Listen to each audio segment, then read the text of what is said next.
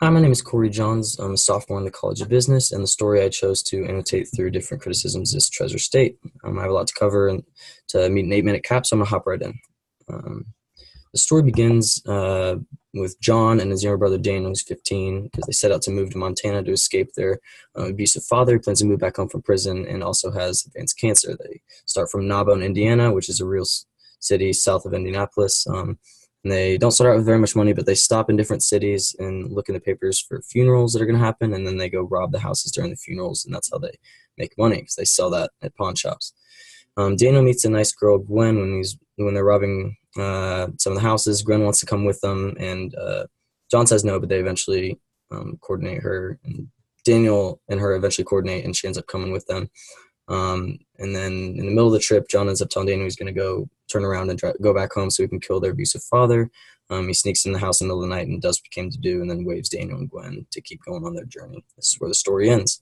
The author is Smith Henderson. He's won many awards in his life, including the New Blood Dagger Award. Currently works in Portland, Oregon for the Whedon and Kennedy Advertising Agency. So the first criticism I want to review this through is formless criticism. More importantly, focus on the diction used. The type of diction that the author chooses to use gives us an insight as to what kind of environment they grew up in.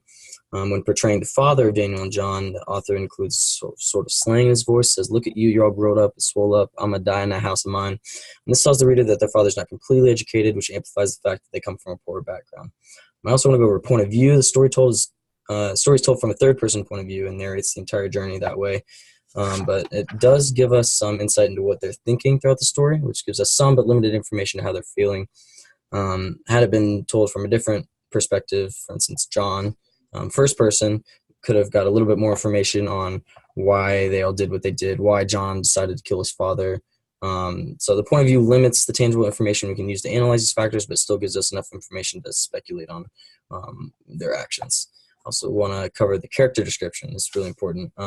Shines light on what kind of people the characters really are. When describing the father, he's associated with dark colors, dark addiction. It says, the old man sat up against a pile of gray pillows, dark half moons under his eyes, skin around his mouth was purple and yellow like he'd been hit there. Not the kind of guy you'd want to see walking alone if you're walking alone in the dark. He's immediately characterized as a negative character, and that contributes greatly to the climax of the story and the psychology as to why John killed him in the end. John, on the other hand, is portrayed as the protagonist through his older age and his diction, his dialogue with Daniel. He's kind of condescending towards Daniel, says, "How dumb are you? See if you can wrap your mind around this at least." And that kind of establishes him as the alpha in that relationship. I also want to go over the sociological criticism, more specifically class structure and materialism. As for class structure, the brothers come from a poor, lower-class family, and this is why they need to rob houses to obtain funds to get them to Montana, which, while not the most morally centered medium, is how they overcome their financial situation, because there's nothing they can really do about growing up in a poor family. This contrasts greatly with Gwen, who seems to be in a well-off middle-class family. She wasn't even aware that they were robbing her house when they met her. She probably grew up in a better area with more baseline trust. She was just willing to give up everything and go with these two strangers who were actually robbing her house. As for materialism, they try to sell the things that they steal to a pawn shop at one point in the story, and the owner recognizes John's mannerisms and realizes that he stole the goods. It says, "These things are yours to sell, right?" And then he says, "You want them or not?" And he's like, "Well, now I don't know."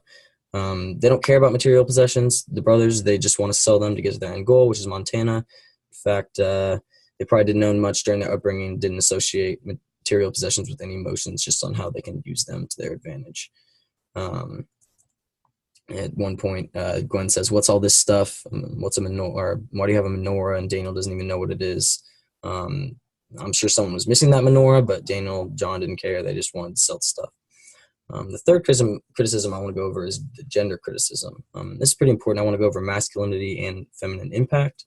Masculinity plays a big part in the story's development for many interpretations. The brother's father had abused Daniel throughout his life, even when John was to blame. Their father got one time, John smashed some pumpkins with a hammer. Their dad got mad, and he started to beat Daniel. John said, "Hey, that was my fault. I did that," but he didn't care. He still beat Daniel. He had to assert his dominance in their life, which in turn caused them to become afraid of him and fill them with hate towards him. This is a main turning point in the decision for John at the end of the story to kill his father.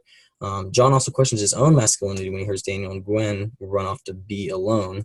It says he felt terrifically alone and strained to hear exactly what they were doing. No matter how much he might want it or deserve it, he didn't have it. So this was a turning point as well, because the next day was the day that John started driving back to his hometown. His feeling of inferior masculinity to his brother probably contributed to his decision to come back and kill his father, partly to get revenge, partly so he could feel more masculine for the first time in his life than his abusive father. He was definitely fighting some internal problems stemming from his past, but I also want to focus on the feminine impact. So that came almost exclusively from Gwen. The moment she was introduced, she was characterized sexually. Dan immediately wanted to get to know her, so much in fact that he jeopardized his and his brother's safety when they were robbing the house. When he said, "Hey," the author says that he could see her black bra strap where it separated from the strap of her dress. So, she was obviously characterized as a more sexual character. And every good story with the male protagonist has a strong female character to complement the characterization. At first, she told Daniel she only wanted to ride, nothing more, and then they developed feelings for each other. Gwen had an impact on the both of them, however, because when robbing a house later in the story, John tells Daniel to stay in the car and honk if he sees anyone. Probably wouldn't have said that if Gwen was there, just because of the past and how they robbed houses in the past, where they both went in. But John put himself in more danger by breaking in the house alone. And he probably wanted Daniel to be extra safe because he felt that now that Daniel had someone to live for, he deserves a great life. This is all thanks to Gwen.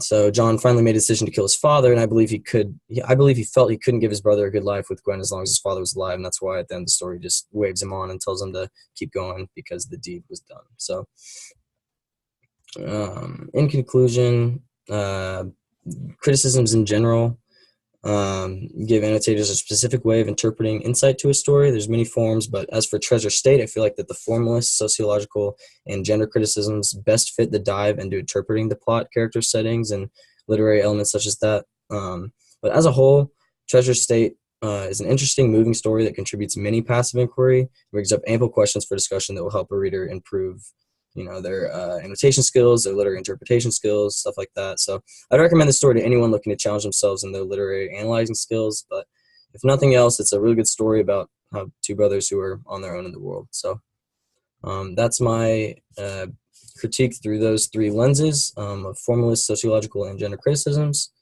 Thank you.